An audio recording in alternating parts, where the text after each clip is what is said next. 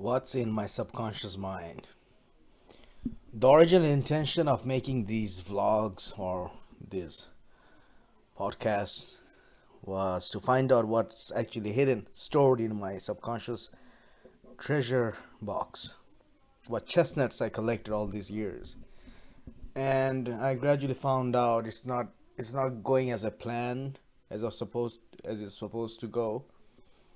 Like suppose if I think of random things like Hypatia, the Greek mathematician, women mathematician who had high IQ. Uh, so, okay, I cannot at length talk about her. Or if I were to think of any random thing like maggots, I cannot talk ad nauseum about it. Or any other topic like octane. However, speaking of high IQ, here's a critique of IQ. Suppose I give you a flag of Lebanon and then show you a flag of Canada and ask you to come think of a different flag. What would you think of? I don't think I can. Either you know the answer or you don't. And the reason why you don't know the answer because you're not thinking in the same way as I am thinking, in the same line of thinking as I am. And the reason being, it's an artificial construct. The story is in Lebanon, there's a cedar tree. In Canadian flag, there's a maple leaf. So obviously, I took the tree and a subsection of the tree is a branch. I skipped that. I took another subsection, which is a leaf. So you continue this pattern. What do you get? It's anyone's guess. What would be a subsection of a leaf? Vein, and you take a subsection of another one. Uh, Subsection of another one would be you skip that the veins, so it'd be subvein or like cells. But it's all arbitrary. That's the problem. I know it's a convoluted example. My point being, anything can be as convoluted. Suppose 2, 3, 5, 7. Why? Because they are the prime numbers. But how do you know that? Yeah, it pivots and presupposes the notion you're supposed to know what a prime number are. And if you don't, then that's the sign of that's not a sign of intelligence. But that's actually testing knowledge. It presupposes that you are armed with the knowledge what prime numbers, the pattern of prime numbers is, even though it's an odd pattern like 2, 3, 5. There's an even number. So that's the problem with IQ. Going back to the flag example, suppose suppose I show you the old flag of Zaire and a flag of Isle of Man. Obvious, the hidden pattern is there's a body part in the Isle of Man, the legs, the thighs, three thighs or whatever legs, and the Zaire there's a hand with holding a torch. So the third slot, the requirement for the third slot is any appendage of a body. Or if I show you the flag of Cyprus, Bangladesh, both an old flag of Bangladesh, they both have map. But the thing is, it's very linear and narrow, and there are undoubtedly some people who would reflect that line of thinking. But with the arrogance to assume that everyone should think that way, and if you don't, then you're somehow intelligent, is absolutely patently absurd. And essentially, that's the whole gist and the essence of IQ tests are. Like, I'm thinking this way, and if you don't, then you're somehow not intelligent. And it's not as obvious as it people make out to be. 2, 4, I don't know, it could be 6 or it could be 8. It depends what the pattern is. Obviously, there is more. It unfolds. They would give you more numbers in the sequence so that you can form the pattern, the invisible pattern. But okay, fine. 1, 2, 3, 4, 5, 6, 7, 8, 9, 10, 11, 12, 13. What would be the next number? 14. Why? It could be 256 or some random number. We don't know how the graph is behaving. So why do you assume after 14 or after 13 rather 14 comes? Maybe after 13 some horrible thing happens because it's unlucky. And that's why creative people do bad on IQ tests, but they do good on because it's because for creative people they have lateral thinking tests and different tests like Edward de Bono, like um, different hats. Like what was this book? Six hats for creative people. But my point being, That's why creative people are not, or can be deemed to be non-logical and not intelligent, very airy fairy ooey, humanity's right brainy. But actually, creative people are actually more intelligent in a different, fluid, dynamic way than the rigid, narrow-minded people who has this rather this delusion and this Dunning-Kruger like type of delusion that they're actually intelligent when they're not. And I'm glad that Gardner did his work and the whole IQ is obsolete, because so if you don't know the algorithm for Rubik's cube, if you were to figure it out, how would you actually go about it? You have to know about group theory and symmetry and all those bullshit. But I highly doubt anyone, the first person, actually figured it out like through logic. I mean, it's I don't know. I mean, if someone did, that's amazing. But there's actually a Vox blog video on YouTube about how the person cracked the YouTube. I mean, not YouTube, the Rubik's cube. I wished I watched it, but I think that probably discusses how the person came up with the solution. But that's the thing, and I love this neuroeconomic theory. This whole what's his name? Sutherland, Rory Sutherland. This guy's a genius. He's a real genius, advertising genius. He worked with Ogilvy, I think Ogilvy, and he thinks in a totally different way. We're not economical rational agents as economic theory and Nash equilibrium, von Neumann, and those people had us, or von Morgenstern, or whatever, however you say his name. But because we don't think, what is rational? Is logic logical? Is rational rational? Like I think Keith Devlin in his book pointed out, End of Science, to a smoker it's rational to fit it with peers, you have to smoke or it calms you down. But to other people it's rational and logical, you shouldn't smoke because it's detrimental to health. So again, logic is not as logical and airtight as people make out to be. Reason is not as rational as people make out to be. Faith is not as faith illogical as people make out to be. I think there is a continuum from reason and faith. I call it the reason faith continuum, because your brain is not like we work like machine, like wherever there is this distinction between left brain and right brain. Right brains are all this stereotypical type who always acts like that, and left brain always acts like that. Left brain people can be highly irrational. Right brain people can be highly logical. The reality is it's a confluence of everything. The brain is a very complex dynamic organ. Whenever we make a decision, it's not like we fucking do syllogism of Aristotelian logic and we come to a conclusion. No. But even suppose, think about some average person, a college guy, a kid, or like a high school kid who's in love or has to do like daily trash. They're also logical, even though they haven't read logic books. Like, why hasn't she called me after I texted her? And then he thinks, ruminates on it, even though it's anxiety ridden, for like 2 hours. And the thinking he does, it's actually enough to batter down a machinery of abstract algebra, group theory, or anything, because it's high level of intense thinking, because he's so focused and worried why she hasn't called after the 10 texts or whatever. Or you have to throw the garbage.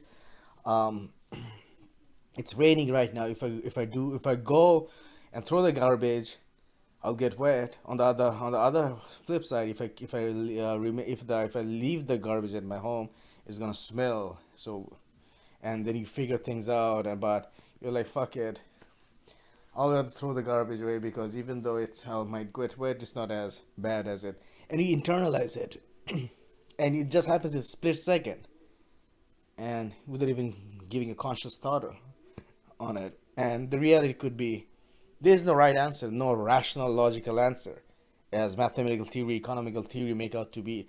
I finally looked up Newcomb's paradox, and it's not as as I portrayed it to be in the "Can You Beat God in Chess" podcast, because Newcomb's paradox is actually a different thing. It's kind of like the YouTube boxes, and but anyways, and people think that it's very rigid, artificial scenario, like. And that's what most of the mathematics. Even though I love Raymond Smullyan, I didn't kind of Scheherazade and that puzzle Smullyan's is very contrived and artificial. I mean, that's why I love lateral thinking puzzles more by Paul Sloan, because it fires up your revs up your imagination. And so, as I was saying, the reality is whenever we make a decision, it's both. It's not, brain doesn't work like, we have language, we have theories, we have books, we have methods, methodology, we have techniques, we have tactics, we have steps. Brain doesn't work like that. And the reason why you have those is because it's a failure, vain attempt, futile attempt to put some coherent semblance of structure out there in the world. Whereas in real life, there is no science, there's no mathematical pattern. Even though you can cherry pick and force some artificial pattern, um, like in fractals, or the way the world behaves. But how much can you really predict? I mean, weather is pretty good. The weather people, the science and the math behind it, we can predict. But still, there's a limit to the predictability of science, and it's just because there's simply too many variables.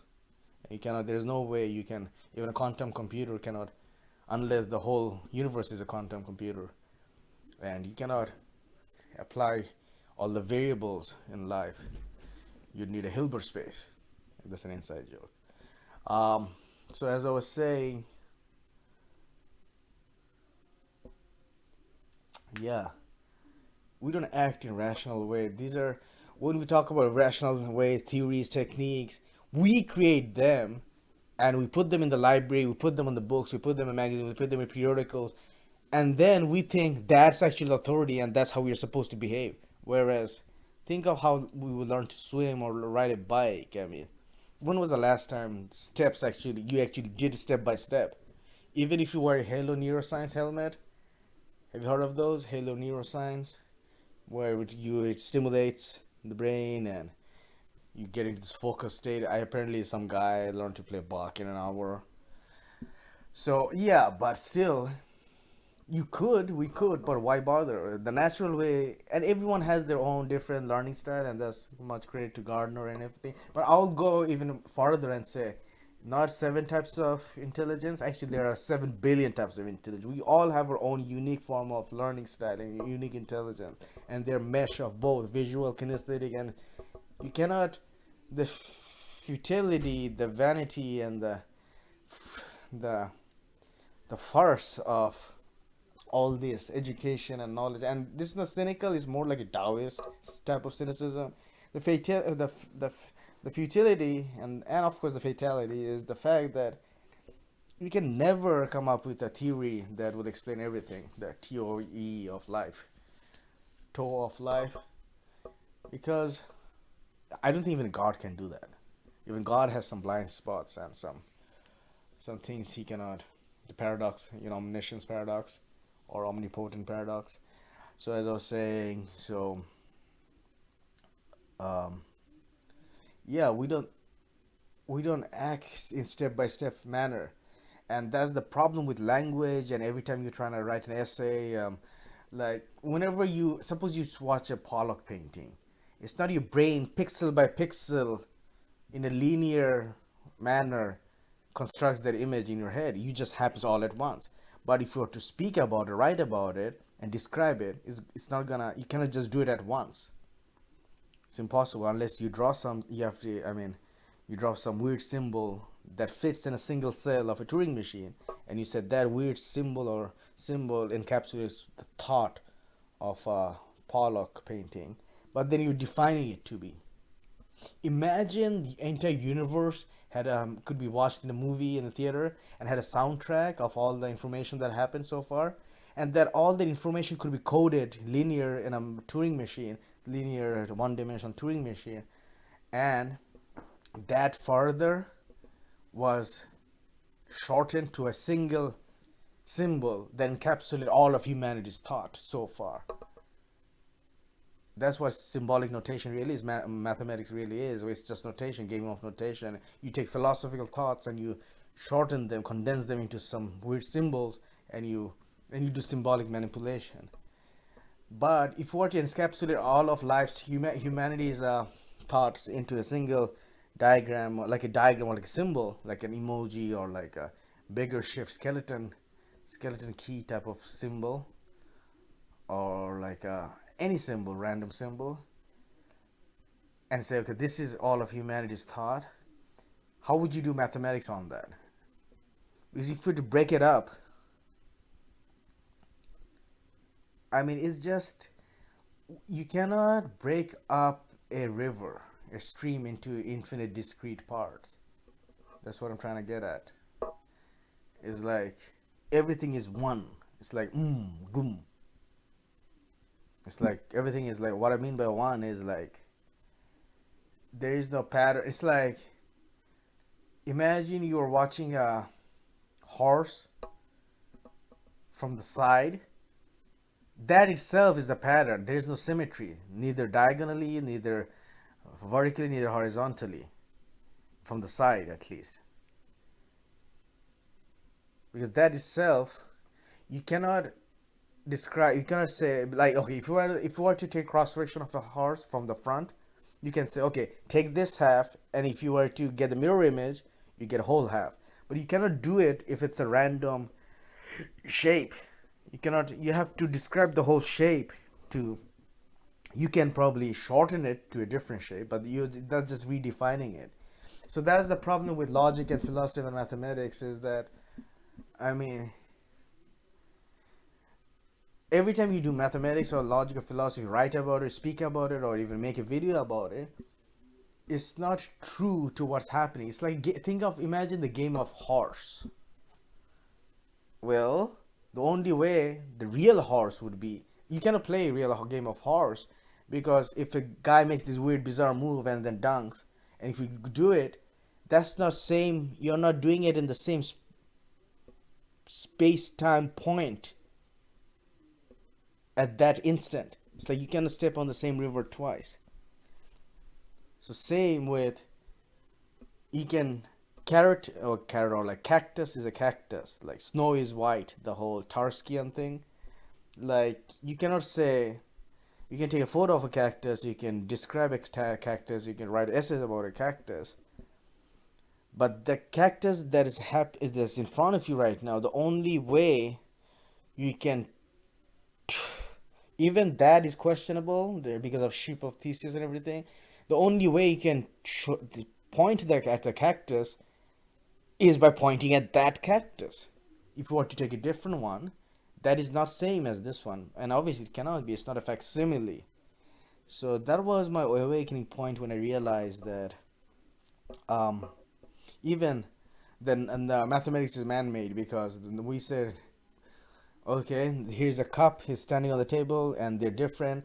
And if I put another cup, but what is to say that one cup plus one cup is you get two cup, because you add one cup with another cup, and that is, you don't get two cups, you get one cup, another one cup, because they're all unique. That's what I'm saying. Idempotent, or law of identity, or whatever. No, not law of identity, law of idempotency.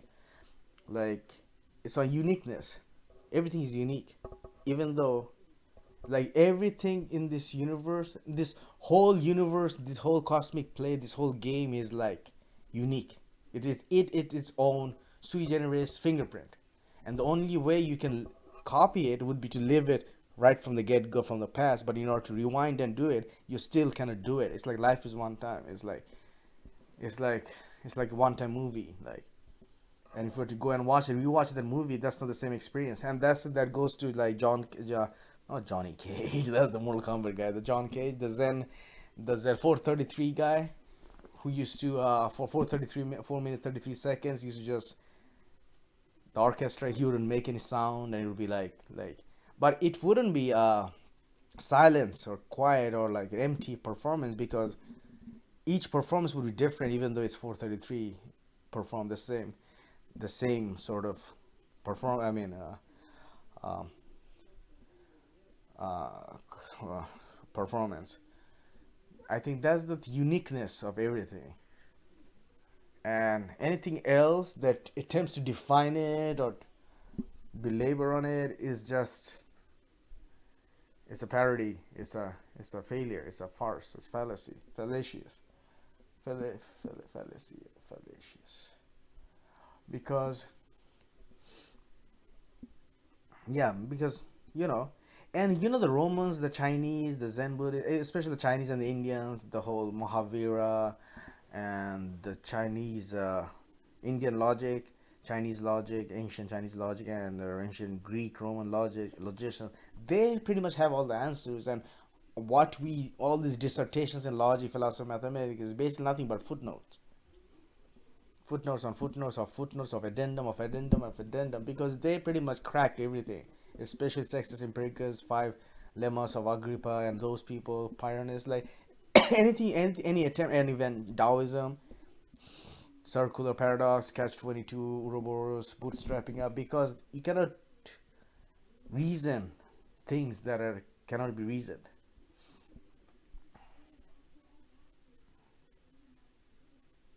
Like only way to duplicate a Pollock's composition, or like Kandinsky composition, would be to actually be in a Kandinsky at that time and actually draw it, because anything else would be counterfeited. Even if he were to redraw it, Kandinsky were to redraw his one of his composition, repaint it, it's obviously it's impossible. And I guess that's one of the genius of it, that it's impossible. I mean, you cannot duplicate it. Like Magritte, this photo cannot be reproduced, but that's different. But the point being, I mean, you cannot step on the same river twice. That's what I'm trying to get at. Like everything has a unique location. But maybe if that presupposes that space time is, because that presupposes on the illusory nature of space and time. Maybe space and time doesn't exist. What happens after death? What happens before that? Space and time didn't exist. And they talk about cyclical. What I think of is, imagine this blank room, this white room, this space, and there's this no formless, but you're floating in space, but instead of dark, it's like all white. And then there's a strip of chewing gum paper, this metallic paper is floating around. That is the universe. What I mean by that is the universe. Okay, somehow that had a end, that had a beginning, and that had an end. And after that, you take the chewing paper and you roll it, even though there is no one in the room. By itself, the chewing gum paper, or the metallic paper or whatever, it somehow explodes ex nihilo into ex to nihilo, without I mean, without any without any apparent cause and effect, and that leaves this void, this blank white void. So that itself is a reality. But if you were to say, and in that void, time and space doesn't exist, that's what I get the feeling of what reality really is. It's beyond conception, beyond conceptualization. Even though I'm talking, it's a void, blank void, like a matrix, like whiteness. But space and time began with that string paper and ended with it. And anything, and it's kind of like multiverse.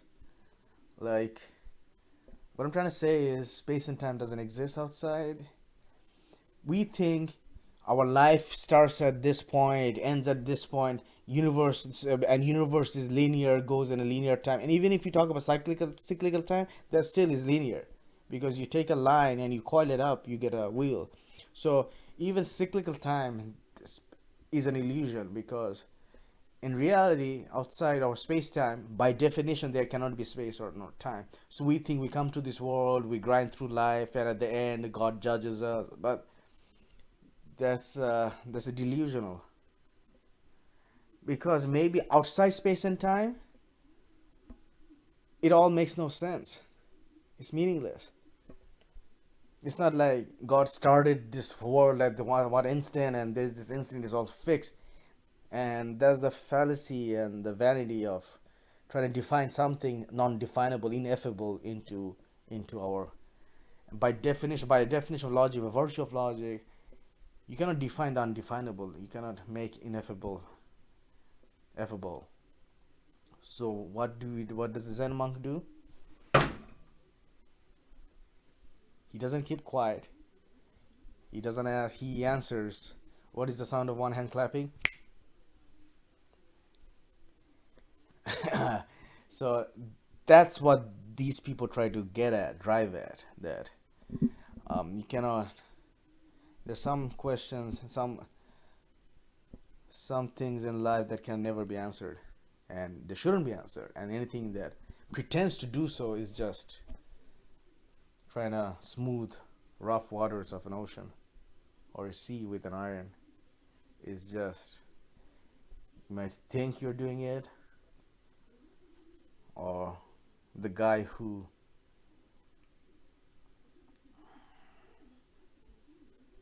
Alan Watts would talk about Tamil Pie, the Mount Tamil Pie, with the Tamil Pie or something like that, where this guy, these people who bangs their forehead and then gets up, rolls into prostration like 108 or thousands, whatever. And by that method, or like a Bahu, the guy who holds his hands up and the nail grows from his hand and crawls into his skin. By doing those asceticism, those virtue of those asceticism, and doing things that you can never do, impossibility of these actions, basically find out from the hard method, hard way, that it's futile. Anything, and then you surrender, and you realize that that's where the ego stops.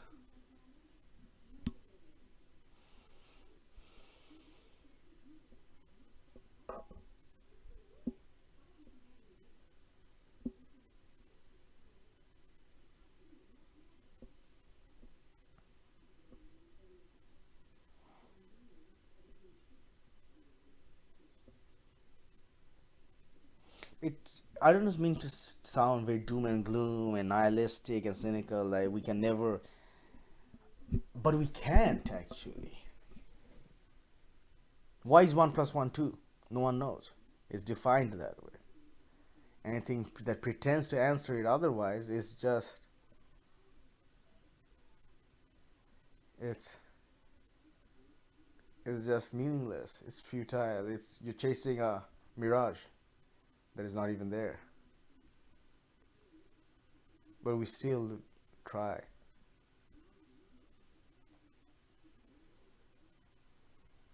So does it mean we don't do anything? Well, some people actually do wholeheartedly embrace that. The Buddhists, the Taoist monks, hermits up in the mountains in the cloud, who, even Lao Tzu, he said, "Fuck this shit. I'm not trying to. I don't want to live this." He getting frustrated with the whole world, the disease and the sickness. He said, "Fuck this shit," and he wanted to be left alone. And then he penned his 81 verses and he left.